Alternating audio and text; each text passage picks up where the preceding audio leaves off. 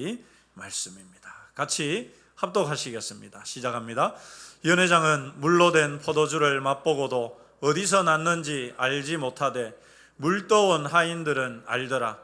연회장이 신랑을 불러 말하되 사람마다 먼저 좋은 포도주를 내고 취한 후에 낮은 것을 내거늘 그대는 지금까지 좋은 포도주를 두었도다 하니라.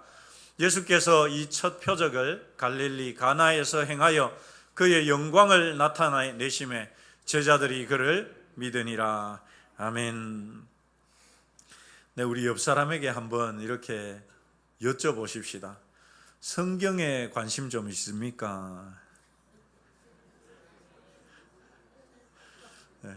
한 번 더 이렇게 여쭤보시겠습니다. 성경 좀 연구하십니까? 목사님, 그거는 목사님이 하는 일인데 왜 우리가 연구까지 합니까? 여러분, 그런데 일반 성도님들 중에도 성경에 관심이 많은 분들은 성경을 나름 공부하려고 하고 연구까지는 아니더라도 이 말씀이 무슨 의미일까 이렇게 고민하시는 분들이 있거든요. 성경에 조금 관심이 있으신 분들에게 제가 숙제 하나 내드리겠습니다. 여러분, 오늘 본문의 말씀에 보면 우리가 읽지는 않았는데 1절 말씀 우리 같이 한번 읽어볼까요? 시작합니다. 사흘째 되던 날 갈릴리 가나에 혼례가 있어 예수의 어머니도 거기 계시고. 여러분, 2장 1절에서 사흘째 되던 날 이렇게 말하죠. 사흘째 되던 날. 혹시 여러분 신앙생활 조금이라도 하셨으면 최소한 요한복음은 한두 번은 읽으셨을 건 아닙니까? 그죠? 읽으시면서 사흘째 되던 날? 저 사흘째 되던 날이 도대체 무슨 날일까? 한 번이라도 궁금하셨던 분 있으십니까? 네, 제가 설명을 해드릴 수 있지만 그러면 시간이 그 설교 시간 한 반 틈은 다 잡아먹기 때문에 혹시 개인적으로 관심이 있으신 분들은 집에 가셔가지고 이 사흘째 되던 날이 언제일까? 여러분, 이 날이 되게 중요한 날입니다. 성경에는 허투루 적는 말씀이 하나도 없잖아요. 근데 왜 사흘째 되던 날이라고 적었을까? 그러면 도대체 저 사흘째 되던 날은 언제일까? 권사님, 언제일까요? 네. 안타깝지만 아닙니다. 여기는 예수님이 지금 부활하시기 전이니까, 그죠? 갈릴리 가나에서 처음으로 기적을 행하신 때니까. 도대체 여러분, 이 사흘째가 언젠가 한번 관심이 있는 분들은, 관심 없는 분들은 안 해도 됩니다. 관심 있는 분들은 찾아보시고 답을 찾으셨다고 생각하시는 분은 저한테 카톡으로 답을 보내시면 제가 맞은 분들에게는 스타벅스 커피 쿠폰을 하나씩 보내드리도록 하겠습니다. 도대체 이 사흘째가 한번 요거 궁금증을 가지시고 관심 있는 분들만은 한번 찾아보시기 바랍니다. 제가 설명해 드릴 수도 있지만 아까 말씀드린 것처럼 시간도 많이 걸리고 나는 별로 이런 데 관심 없는데 목사님 뭐 저기에 저래 시간 많이 쓰시나 이럴까 봐 제가 툭 던져놓고 지나가도록 하겠습니다. 여러분, 우리는 오전에 이 물로 포도주를 만드는 이 중요한 사건의 주인공이 전혀 의외의 사람들, 별로 중요하지도 않은 하인들이 주인공이었다는 것을 우리가 보았습니다. 그죠? 연회장은 결혼 전체를 주관하는 사람이었는데도 불구하고 그는 이 최상급의 포도주가 어디에서 났는지를, 어디에서 왔는지를 알지 못했습니다. 누구만 알았습니까? 물떠온 하인들만 알았습니다. 그래서 이 하인들이 이 사건의 주인공이 되었죠. 직접 섬기고 수고하고 자기의 시간과 물질과 수고를 들인 사람만이 그것을 직접 경험하고 알 수 있는 것입니다. 그런데 여러분, 이 사건의 영향은 여기서 끝나지 않습니다. 이 사건의 결론을 한번 볼까요? 11절 말씀 같이 읽겠습니다. 시작합니다. 예수께서 이 첫 표적을 갈릴리 가나에서 행하여 그의 영광을 나타내심에 제자들이 그를 믿으니라. 여러분, 앞서 우리가 나누었듯이 예수님께서, 이 사건이 예수님께서 행하신 첫 번째 기적입니다. 그죠? 이 첫 표적을 이렇게 말씀을 하고 있기 때문에 그렇죠. 예수님께서, 그런데 이 기적의 결과가 뭐냐? 이 기적의 결과는 예수님이 영광을 나타내십니다. 예수님이 영광을 나타내셨다. 이게 무슨 말이냐? 여러분, 예수님께서 지금까지 기적을 행하셨을까요? 안 행하셨을까요? 예수님이 지금까지 기적을 행하셨을까요? 안 행하셨을까요? 안 하셨다고. 안 하셨습니다. 그죠? 왜? 첫 표적이니까. 이것이 예수님께서 행하신 첫 표적이라고 하잖아요. 그러니까 그 이전엔 기적을 안 행하셨단 말입니다. 자, 그런데 예수님께서 이 첫 표적을 행했으니까 여러분, 이 표적을 행하심으로써 예수님이 영광을 드러내셨다라고 말합니다. 자, 그런데 이 말씀을, 11절 말씀을 가만히 보면 분명히 물이 포도주로 바뀌는 것은 기적이죠, 여러분. 기적입니까? 기적 아닙니까? 기적입니다. 그죠? 그런데 우리말 성경을 보면 이것을 기적이라고 하지 않고 뭐라고 표현하고 있습니까? 지금 표적이라고 표현하잖아요. 표적. 이 표적이라는 말이 무슨 말이냐? 이 표적이라는 말 영어로 보면 사인입니다. 사인. 여러분, 야구 좀 하시는지 모르겠는데 투수가 공을 던지기 전에 포수하고 뭘 주고받습니까? 사인을 주고받아요. 그죠? 이쪽으로 하면은 오른쪽으로 던지라는 말이에요. 이렇게 하면 왼쪽으로 던지라는 말이에요. 낮은 공으로 던지라는 말이에요. 컵으로 하라고. 포수하고 투수하고 사인이 있어요. 그죠? 그 사인이 뭡니까? 자기들만이 알아보는 어떤 표식이라는 말이죠. 이 표적이라는 말을 영어로 보면 사인이라고 해놨거든. 그렇다는 말은 예수님의 이 기적은 그냥 단순한 기적이 아니라 무언가 보이려고 하는, 무언가 사인을 주려고 하는 거라는 말이죠. 그 사인이 뭐냐? 여러분, 우리가 오전에 나눴습니다. 요한복음에 나오는 7가지의 기적들이 전부 뭐 때문에 했다고 했습니까? 예수님이 하나님의 아들이라는 것을 보이기 위한 것이라고 말씀을 드렸죠. 이것은요, 요한복음의 기록 목적에도 분명하게 나와 있습니다. 20장 31절 같이 읽어보시죠. 시작합니다. 오직 이것을 기록함은 너희로 예수께서 하나님의 아들 그리스도이심을 믿게 하려 함이라. 그러니까 여러분, 요한복음에 나오는 7가지의 표적, 이 기적들이 전부 이것을 나타내는 사인이라는 말이죠. 그래서 우리말 성경은 기적이라고 안 하고 표적이라고 말하는 거예요. 그런데 예수님께서 이렇게 이 표적을 통해서 기적 자체가 가지고 있는 그 놀라움도 보여주었습니다. 물이 여러분 어떻게 포도주가 될 수 있겠습니까? 이거는 완전히 화학적으로 완전히 바뀌지 않으면 일어날 수 없는 일입니다. 그죠? 그러니까 이건 엄청난 기적이죠. 그런데 여기에 더 중요한 의미가 있다는 사실입니다. 그게 뭐냐? 여러분, 우리가 11절에서 읽은 것처럼 예수님께서 이것을 통해서 이 표적을 보이심으로 예수님이 뭘 나타냈다고 했습니까? 예수님의 영광을 나타냈대요. 그러면 여러분, 이게 예수님의 영광을 나타냈다고 하니까 예수님이 이 기적 후에 마치 막 얼굴에서 광채가 나고 막 빛이 번쩍번쩍하고 막 그렇게 영광을 나타내셨겠습니까? 아니죠. 달라진 건 아무것도 없습니다. 그러면 도대체 그 영광을 나타내셨다는 말이 무슨 말이냐?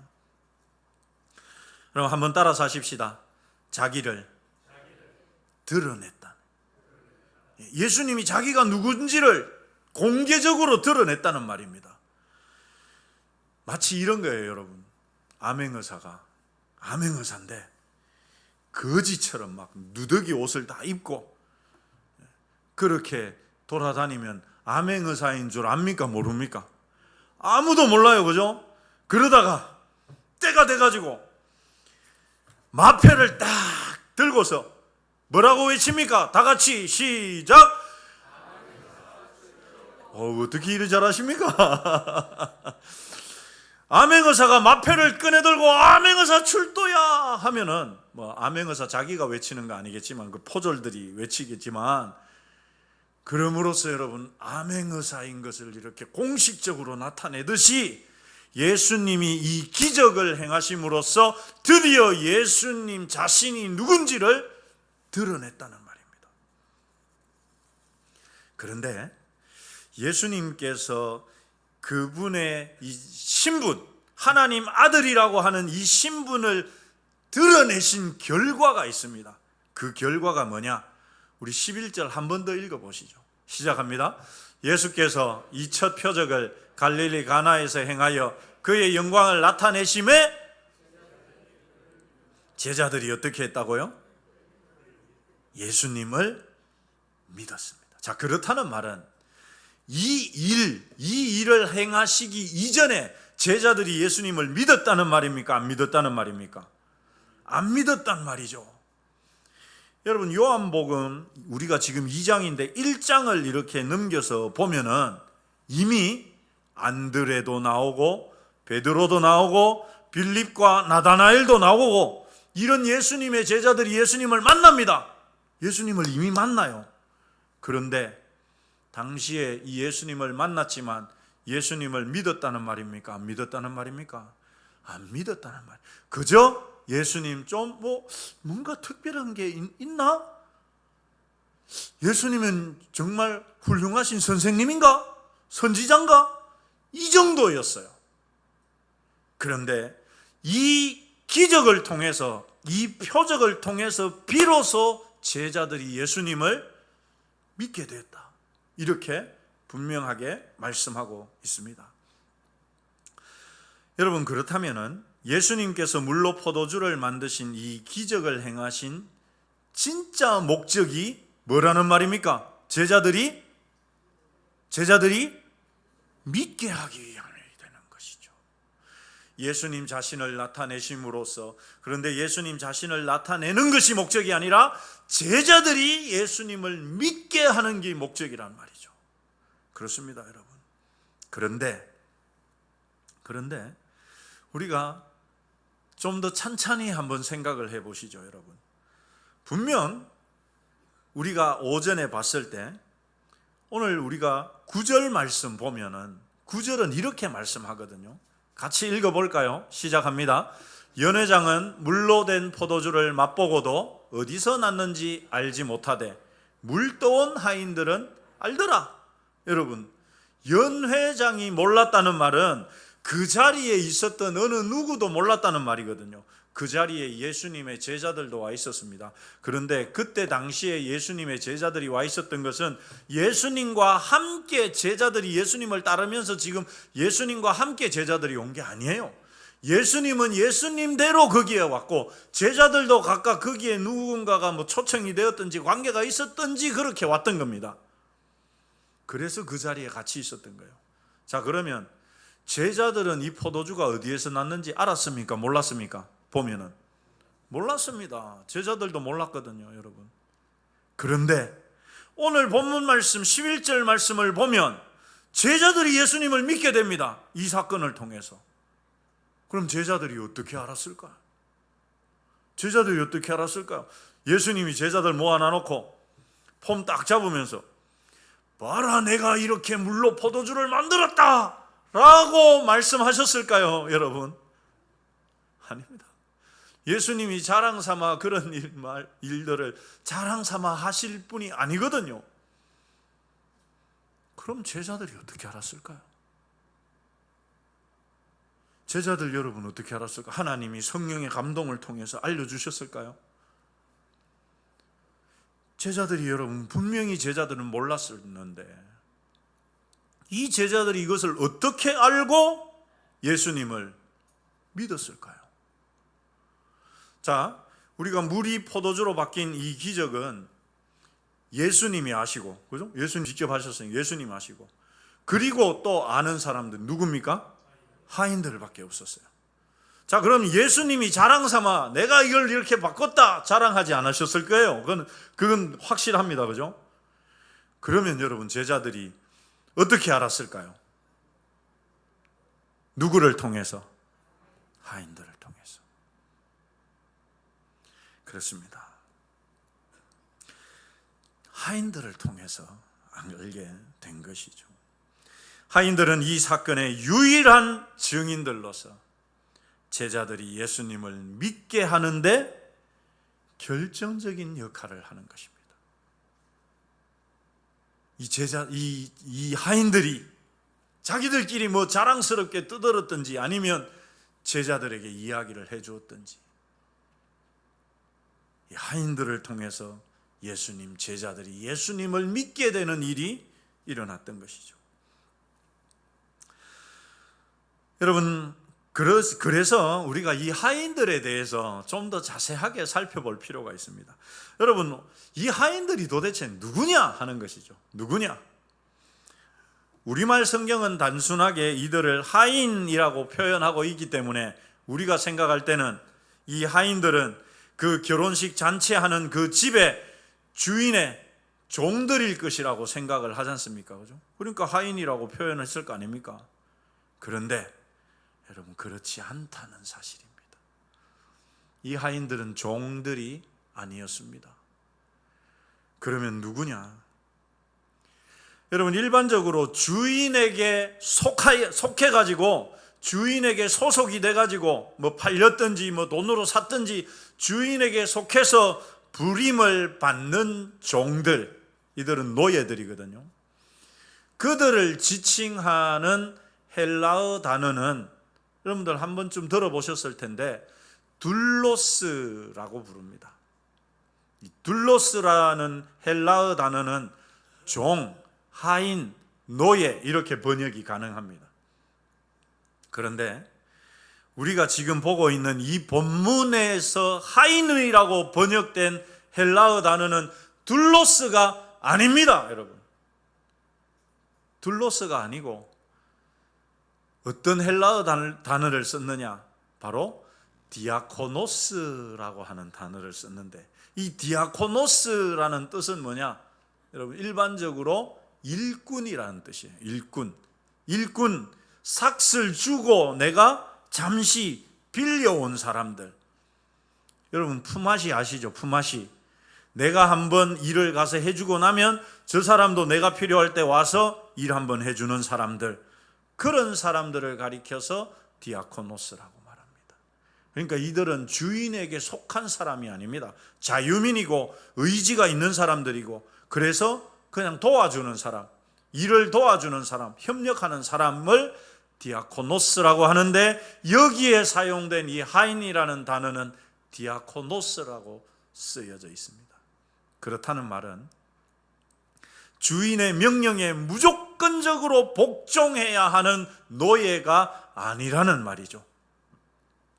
싹을 내온 사람들, 돈을 주고 빌려온 사람들, 아니면 내가 전에 한번 일을 해주고 내가 지금 결혼식 잔치를 하니까 네가 지금 와서 좀 도와줘 해가지고 와서 돕는 사람들이었습니다.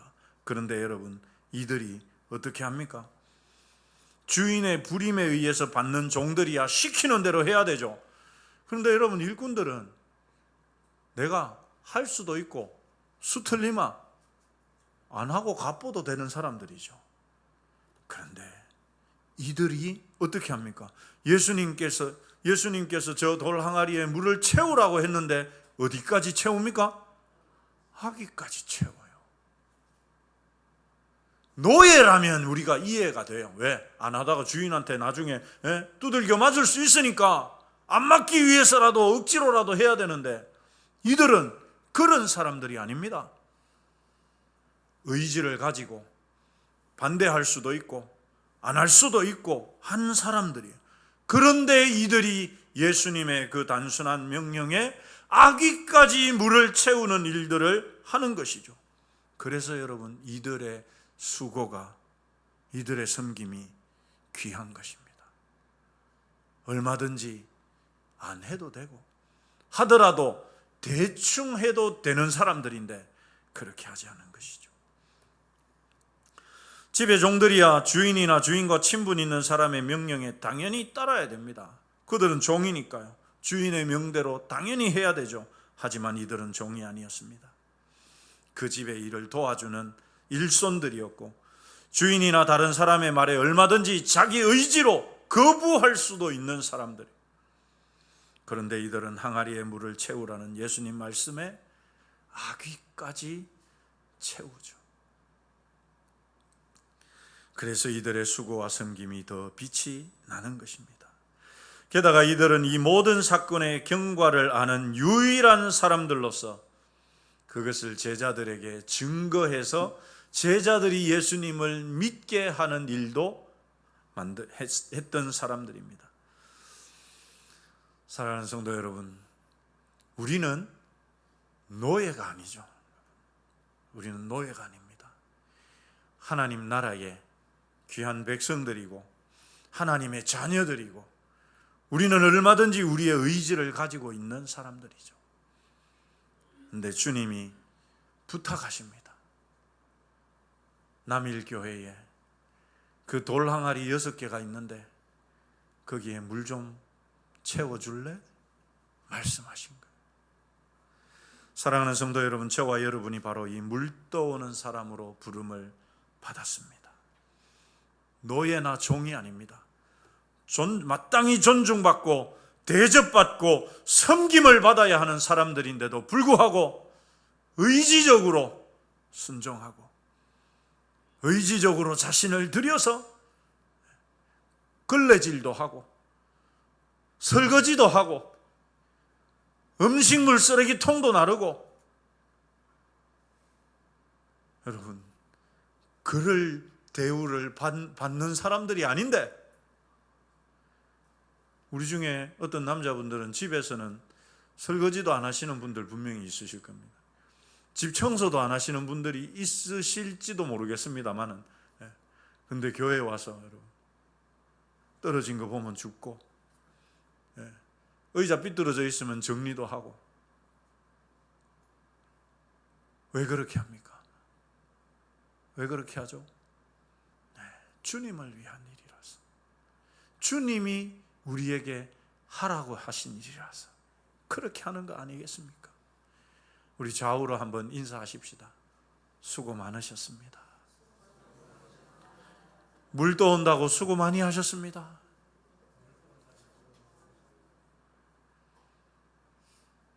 저는 그냥 하는 소리가 아니라 우리 어른들을 뵈면 그런 생각들을 참 많이 합니다. 얼마나 많은 물을 떠오셨겠나. 그러다 보니까 이제 무릎도 아프고 어깨도 아프고 눈도 잘 안 비고 몸은 여기저기 쑤시고 아프고. 우리 한 번 더 좌우로 축복하십시다. 고생하셨습니다. 그런 것이죠.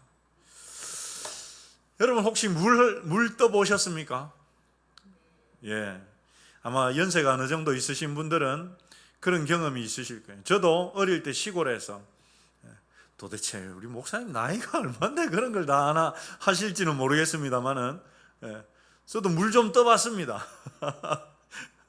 수도가 없어가지고 마을에 우물이 하나 있었거든요. 마을 가운데 두레박이 달려 있어요. 가가지고 이제 두레박에 던져가지고 물 끌어올려가지고 물 붓고 해서 그 양동이에 이렇게 떠가지고 오고, 물지개, 저는 물지개는 져보지 않았습니다. 양손으로 이렇게 양동이 들고 그렇게. 겨울이면 저 냇가에 얼음 깨가지고 물 퍼가지고 집에 와가 이제 그 가마솥에 이래 부어가, 그래가 머리도 감고, 머리 잘 안 감았습니다만은. 네.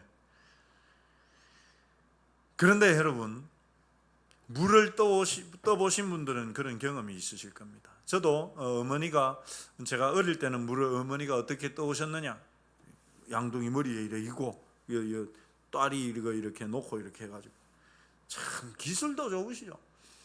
양손에 이래 또 다른 걸 잡아, 여기는 안 잡고 균형도 잘 잡아, 그죠? 예. 아마 다들 그런 경험들이 좀 있으실 겁니다. 그런데 물을 이렇게 가득 떠가지고, 여러분 특히나 어린 애가 막 이렇게 물 떠가지고 가다 보면 어떻게 됩니까? 예, 이게 막 출렁출렁거리거든. 그러면서 막 쏟고 뭐 흘리고 이렇게 됩니다. 가보면 막 3분의 1밖에 없고 이렇게 안 흘리려고 막 조심해서 가는데도 조절이 잘 안 되거든. 여러분 물을 떠다 보면은 그렇게 물이 튀기도 하고 흘리기도 하고, 그 가만히 앉아 있다가 물 뜨는 사람이 지나가다 보면 막 옷에 물도 흘리고 이래 됩니다. 여러분 우리가 물을 뜨다가 교회를 위한 물을 뜨다 보면 그런 일들이 얼마든지 있을 수 있습니다. 물지개 같은 경우는 이렇게 좁을 때는 옆으로 이렇게 가야 되는데 그냥 모르고 이렇게 가다 보면 막 부딪히고 사람 있으면 막 무릎도 깨고 막 이러거든. 그럼 막 여러분 좀 조심해서 가르치 하면서, 여러분 우리가 물을 뜨다 보면 얼마든지 그런 일들이 일어날 수 있는 거예요. 주방에서 밥을 하는 물을 뜨다 보면 누군가에게 원치 않게, 그죠? 원치 않게 물이 튀겨가지고 어쩌거나 놀라게 만들 수도 있고, 물을 떠오는 양동이에 내 무릎이 받쳐서 멍이 들기도 하고, 그런 일들이 종종 있을 수 있습니다. 여러분 그럴 때는 어떻게 해야 될까요? 누가 물을 떠가다가 물을 내한테 튀었어요. 그럼 어떻게 해야 될까요? 아이고 고생한다. 그럴 수도 있지 뭐, 물 뜨다 보면. 여러분 우리가 교회라고 하는 큰 하나의 이 공동체 안에서 각자의 부서가 있고 각자의 일을 하는 것들이 있죠. 거기서 열심히 서로 물을 뜬단 말이죠. 그러다 보면 이거 내 물통인데 왜 들고 갔노? 막 이래도 되고, 서로 불편함을 줄 때도 있고, 때로는 원치 않게 물이 튀겨서 상처가 될 수도 있고, 그런 일들이 있습니까? 없습니까? 있을 수 있어요. 있을 수 있습니다. 그런데 그거 가지고 막 용서 못하고 물고 뜯고 싸우고 막 이러다 보면 어떻게 될까요? 돌 항아리 다 깨지고 뭐 물 받치는 건 하나도 없고 뭐 이래 됩니다, 여러분. 그런데 우리가 물을 채워야 한다는 이 큰 명제를 갖고 있으면 조금 물 튀는 것 때문에 그 때문에 손가락질하고 비난하고 욕하고 그러지 말고, 그죠? 물 좀 뜨다가 튀겼구나 이래 생각하면 되는 거죠. 사랑하는 성도 여러분, 그렇습니다. 이 하인들의 이런 수고와 헌신이 없었다면 여러분 이 잔칫집 어떻게 됐을까요? 한참 들떴던 분위기, 즐겁고 유쾌했던 그 분위기가 한순간에 정말 찬물을 끼얹은 듯이 손님들 그냥 다 떠나가고 잔칫집 같아야 할 분위기가 초상집처럼 바뀌지 않았겠습니까? 그런데 이들의 섬김이 잔칫집의 즐거운 분위기가 더 고조되게 만들고 계속될 수 있었습니다. 게다가 이들의 증언이 없었다면 여러분 예수님 제자들이 어떻게 예수님 믿었겠습니까? 또 다른 시간이, 더 많은 시간이 흘러야 하지 않았겠습니까? 무엇보다도 예수님께서 자기 영광을 나타낼 기회도 되지 않았겠죠. 이 모든 것이 이들 디아코노스의 아기까지 물떠오는 헌신과 섬김 때문에 가능했던 것입니다. 사랑하는 성도 여러분, 바로 저와 여러분이 이들과 같은 디아코노스들, 의지가 없이 무조건 노예라서 안 하면 막 때릴까봐, 주인에게 맞을까봐, 쫓겨날까봐 무서워가지고 일을 하는 사람이 아니라, 물을 떠오는 사람이 아니라 얼마든지 존중받고 얼마든지 귀한 대접을 받아야 할 사람들인데도 불구하고 의지적으로 내가 나를 들여서 물을 길어오는, 어떤 분은 무릎이 아프기 때문에, 어떤 분은 삶이 너무 바쁘기 때문에, 어떤 분은 그분만의 사정이 얼마든지 있을 수 있죠. 여러분, 나는 힘들게 막 2통씩 물 떠가는데 보니까 1통밖에 안 뜨거든. 너 왜 1통밖에 안 뜨냐고? 나는 물을 가득가득 채워가는데 너는 왜 반도 안 되게 물 채워가냐고. 여러분, 우리끼리 시기하고 질투하고 정죄하고 비난해서는 물통을 다 채울 수가 없습니다. 그래서 여러분, 6개의 돌 항아리에 물을 아기까지 채우는 이 일은 혼자서 할 수가 없어요.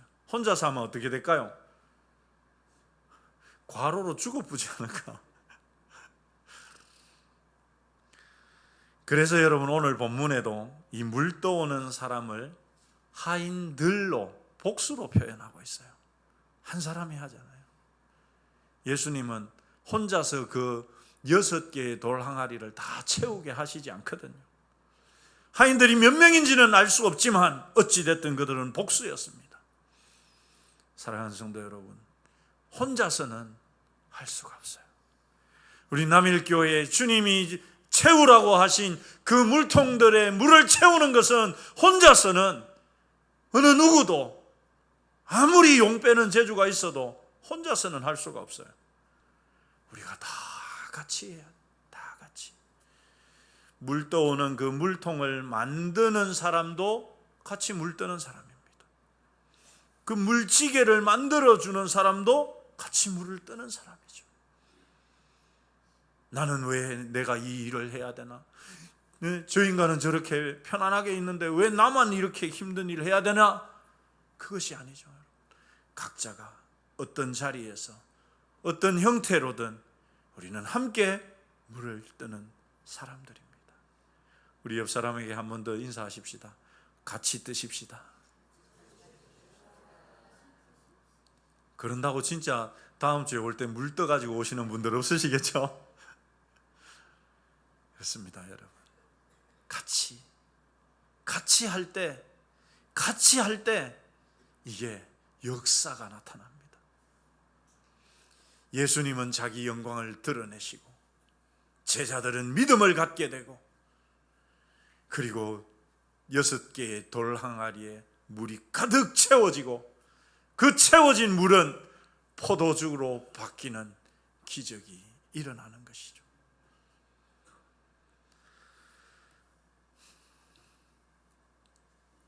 물 떠오는 자들이 있을 때 주님은 그것으로 기적을 행하십니다. 그래서 예수님의 영광을 이 교회를 통해 드러내시고, 그로 인해 교회의 기쁨과 즐거움은 끊이지 않고 계속될 것이며, 제자들과 같은 우리 다음 세대들이 그들의 입술로 예수님을 주님으로 고백하게 되는 일들이 계속해서 교회 안에 일어나게 될 것입니다. 여러분, 그것은 물 떠오는 사람들이 있기 때문에 가능한 것이죠. 이 말씀이 부담이 되지 않으시기를 소망합니다. 다시금 내려놓았던 물통을 들고 물지개를 짊어지는, 아유 목사님, 나는 이제 나이가 많아갖고 물지개 못 지는데요. 기도의 지게, 물지개 지시면 되겠죠, 뭐. 그죠, 여러분? 교회에 기도할 일이 있을 때마다 우리에게 맡기신 돌 항아리들에 넘치도록 물을 채워가는 그런 저와 여러분이 되시기를 주님의 이름으로 축원합니다. 그래서 이곳에 우리 주님의 영광이 가득하게 되어지고, 그분의 제자들이 이곳에서 자라나고 이 영광스러운 일에 함께 동참하여서 그 주님의 역사의 주인공들이 다 되시기를 주님의 이름으로 축원합니다. 기도하겠습니다. 이 시간 우리 교회를 위해서 같이 한번 기도하시죠. 지금까지 정말 많은 물지개를 전하시고 물을 떠오신 분들이 있으십니다. 그분들의 노고를 우리가 또 기억하고, 그리고 또 여전히 나에게 주어져 있는 물통들, 들어야 할 물통들이 무엇인지 우리 한번 돌아보시고, 그래서 아직까지 차지 않은 주님이 채우라고 하신 그 돌 항아리의 물을 열심히 채워가는 우리 자신이 되게 해달라고 기도하십시다.